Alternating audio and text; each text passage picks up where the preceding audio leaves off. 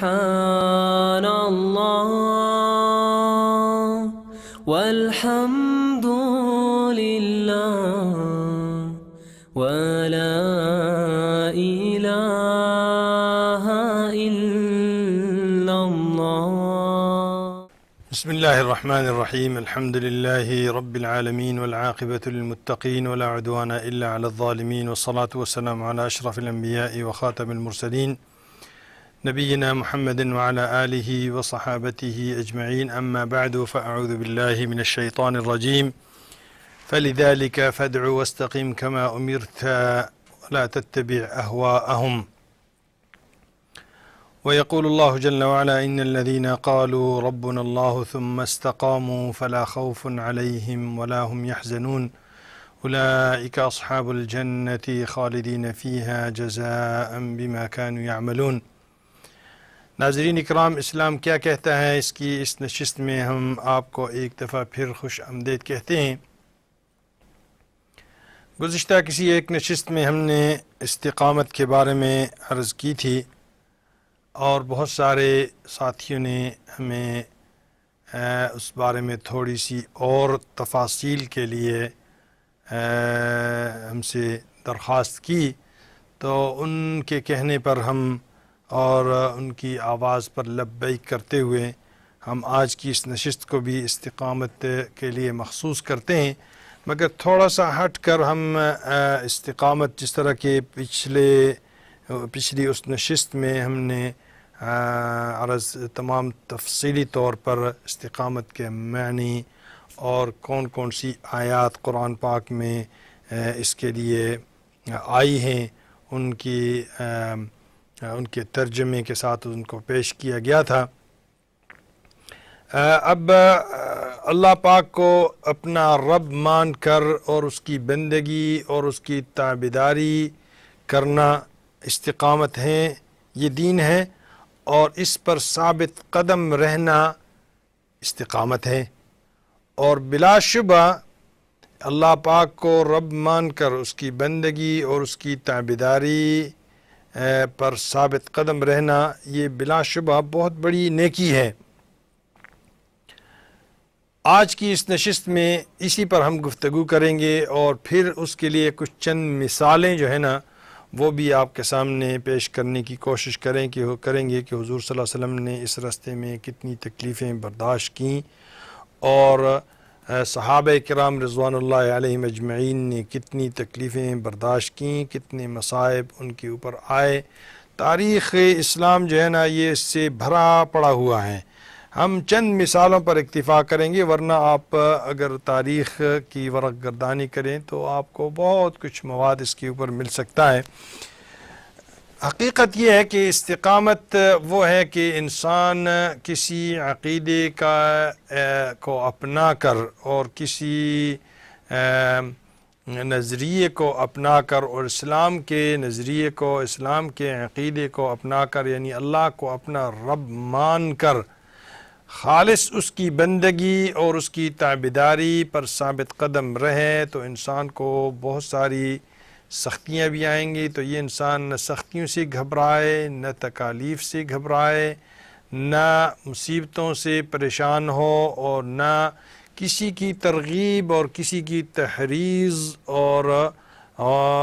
اسے رستے سے ہٹانے اور بھٹکانے کے لیے جو چیزیں دنیاوی آئیں، مفاد پرستی آ جائے، تو اس کو یہاں کوئی کام نہیں ہے کہ یہیں آ کر کام ختم نہیں ہوتا، بلکہ بہت ساری چیزیں جو ہے نا وہ منکرین اسلام، جس طرح کے مشرکین مکہ بھی جو ہے نا ان کو اس بات پر اعتراض نہیں تھا۔ جھگڑے اور تنازع جو ہے نا کا جو چیز سبب تھی حضور اقدس صلی اللہ علیہ وسلم کے اور ان مشرکین کے درمیان، مخالفت کی آگ بھڑکانے والا جو یہ قوم تھا، وہ علی الاعلان اپنے آپ کو مسلمان ہونے کا اعلان تھا، اس بات پر انہیں اعتراض تھا۔ تو اب یہ عقیدہ اگر اپنا لیا ہے تو اس کا اعلان کرنا ہے، اپنے آپ کو مسلمان ظاہر کرنا ہے، اور اس کا عقیدے کا پرچار کرنا ہے کہ اعلان کر کے خدا کو اپنا رب کہہ کر ان مشرکین مکہ اور آج کی دنیا کے تمام ارباب جو ہے نا ان کے خداؤں اور ان کے بتوں، چاہے وہ مال کی صورت میں بت ہیں یا کام کی صورت میں بت ہیں یا فعلاً کسی مٹی لکڑی وغیرہ کے بنائے ہوئے بت ہیں، اس کو کھلم کھلا برا بھلا کہنا جو تھا یہ کہتے تھے. تو یہ تھا اصل. اور اس کے ساتھ ساتھ اپنے عقیدے کا پرچار بھی حضور اقدس صلی اللہ علیہ وسلم اور اس کے ساتھ ہی کرتے تھے. اگر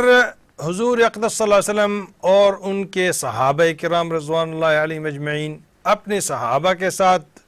دار ابن ابی ارقم جو ہے نا اس میں بیٹھ کر اور اس میں بند ہو کر جو ہے اور حرم شریف کا کوئی گوشہ مقرر فرما دیتے اور اس میں بیٹھ جاتے اور اپنے مسلک اور عقیدے کی خانقاہی قسم کی بے ضرر تبلیغ جو ہے نا وہ کرتے، تو پہلے تو اعتراض نہ ہوتا، اور اگر کوئی کرتا بھی تو یہ لوگ یہ کہتے کہ یار یہ لوگ تو غاروں میں غار ہرا میں بیٹھے ہوئے ہیں، چھوڑو بھائی، بستیوں سے دور ہے، خانقاہوں سے دور میں ہیں، اور یہ تو اللہ اللہ کر رہے ہیں، کسی کو ان سے کیا خطرہ ہے. نہ تو یہ تقریریں کرتے ہیں، نہ تو یہ کسی برائی کے خلاف جو ہے نا آواز اٹھاتے ہیں، اور نہ یہ برائی کے خلاف جلسے جلوس کرتے ہیں، اور نہ یہ ہماری گناہ آلود مشرکانہ جو زندگی ہے اس کو نشان تنقید بھی نہیں بناتے اور اس کو اپنی موضوعی تقریر بھی نہیں بناتے.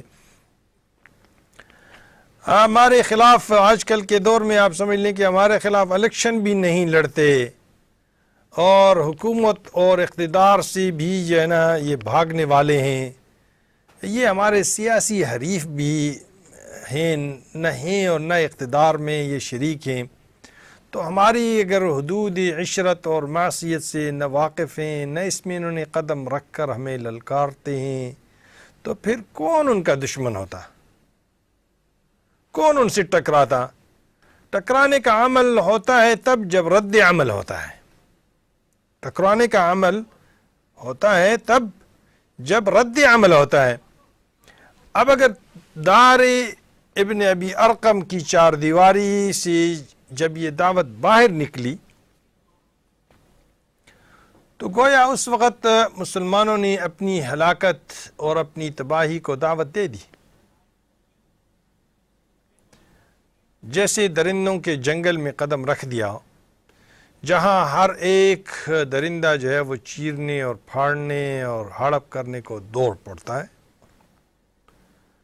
اسلام کی دعوت گویا درندوں کو پکارنا اور گویا درندوں کو للکارنا ہے. ہم اپنی زبان میں کہتے ہیں آ بیل مجھے مار.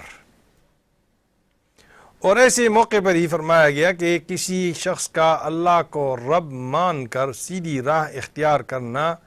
اور اس پر مضبوطی سے قائم رہنا بلا شبہ انفرادی نیکی ہے، لیکن کمال درجے کی نیکی یہ ہے کہ آدمی مشرکین کے نرغے سے میں اٹھ کر کہے کہ میں مسلمان ہوں،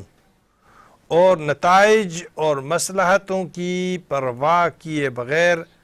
اپنے اسلامی نظریے اور اپنے عقیدے کی طرف لوگوں کو بلانا بھی شروع کر دے. اپنے چاروں طرف برائیوں، اپنے چاروں طرف ظلم اور زیادتیوں اور ناجائز کاموں اور حرام کاریوں، رشوتوں، فحاشیوں، بے حیائیوں اور ارباب اقتدار کی غیر اسلامی روش اور لادین اور بے دین قسم کے اعمال اور اقوال کو دیکھ کر اس کے خلاف آواز اٹھائے، اسلام پر چلنے اور دوسروں کو چلانے کے پروگرام بنائے، تو پھر پتہ چلے گا کہ دین پر چلنا اور چلانا کتنا مشکل کام ہے. پہلے تو اپنے گھر سے، گھر کی چار دیواری میں اندر جو بہت ساری غیر اسلامی اور غیر دینی طور اور اطوار وہ موجود ہیں، اس کے خلاف آواز اٹھا کر دیکھیں کہ آپ کی آواز، آپ کے آوارہ بیٹے، آپ کی فیشن زدن لڑکیاں، آپ کی آزاد خیال بیویاں آپ کا اپنے گھر میں جینا حرام کر دیں گی. لیکن اگر آپ ثابت قدم رہے اور گھر میں کسی کی پرواہ نہ کی اور اس کے دین کے لیے سب کو چھوڑ دیا اور خدا سے تعلق جوڑ دیا، تو پھر جو یہ آیات میں نے آپ کے سامنے پڑھی ہیں، اللہ پاک اپنے ایسے بندوں کو بے یار و مددگار نہیں چھوڑتے۔ ان کے اوپر اللہ کے فرشتوں کا نزول ہوتا ہے، ان کے اوپر کوئی خوف نہیں ہوتا، ان کے اوپر کوئی غم نہیں ہوتا، یہ حزن و ملال میں نہیں ہوتے۔ ہم تو آج اپنے گھر سے ڈر رہے ہیں، ہم اپنے گھر میں حق کی آواز اپنے نفس پر نہیں لا رہے، جائے کہ دوسرے کے اوپر لاگو کرنا۔ کتنے ہمارے بچے بچیاں آوارہ ہیں، ہم دیکھتے ہیں، لیکن ہم ان کے خلاف بول نہیں سکتے کیونکہ ہمارے خود اعمال ٹھیک نہیں ہیں۔ ہم نے اپنے آپ کو استوار نہیں کیا۔ ہم چاہتے تو یہ ہیں کہ دوسرا ٹھیک ہو، لیکن اپنے آپ کو میں نہیں چاہتا کہ میں ٹھیک ہو جاؤں۔ ایک کوفی نے حضرت حذیفہ ابن الیمان رضی اللہ عنہ سے پوچھا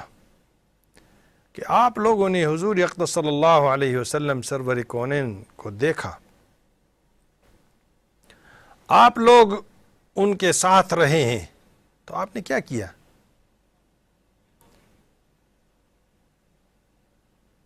سرور کونین صلی اللہ علیہ وسلم نے کیا کیا اور آپ لوگوں نے کیا کیا؟ حذیفہ ابن الیمان رضی اللہ عنہ صحابی جلیل تھے، فرمایا کہ ہم نے اس دور اول میں مشقتیں برداشت کی، تکلیفیں برداشت کی، پریشانیاں سہی ہیں، خندق کے موقع کے اوپر بھوک، ڈر،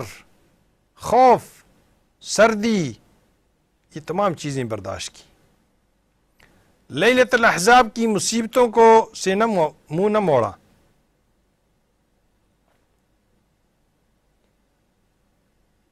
تو اس شخص نے کہا کہ اے حذیفہ ابن الیمان، اگر ہم اس وقت ہوتے تو یہ سب کچھ برداشت بھی کرتے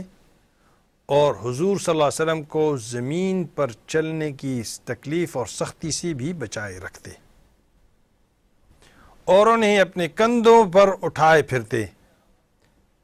حضرت حذیفہ رضی اللہ عنہ نے فرمایا، تم ایسی تمنا نہ کرو، شاید تم ان سختیوں اور تکلیفوں میں گھبرا جاتے اور تمہارے پاؤں لڑکھڑا کر اکھڑ جاتے۔ حضرت انس رضی اللہ عنہ جو خادم رسول صلی اللہ علیہ وسلم تھے، روایت کرتے ہیں کہ حضور اقدس صلی اللہ علیہ وسلم نے فرمایا،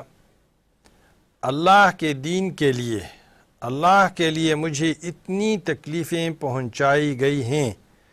جتنی مجھ سے پہلے کسی کو نہ پہنچی ہوں گی اور نہ پہنچی ہیں،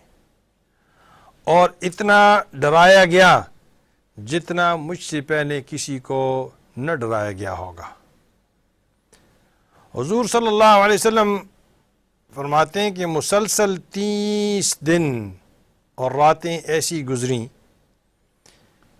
کہ میرے اور بلال رضی اللہ عنہ کے پاس کھانے کو کچھ نہ تھا،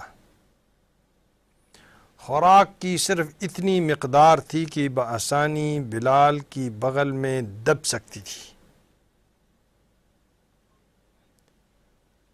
آپ ان تکلیفوں کا ذرا سوچیں اور دیکھیں اور ان میں غور و فکر کریں۔ ہماری ماں حضرت عائشہ ام المؤمنین رضی اللہ عنہ فرماتی ہیں کہ حضور اقدس صلی اللہ علیہ وسلم سے ایک بار پوچھا گیا کہ احد کی لڑائی سے زیادہ بھی کوئی تکلیف آپ پر گزری ہے؟ حالانکہ احد کی لڑائی میں آپ کو پتہ ہے کہ عم محترم شہید کیے گئے، بہت سارے صحابہ کی جانیں قربان ہوئیں، لیکن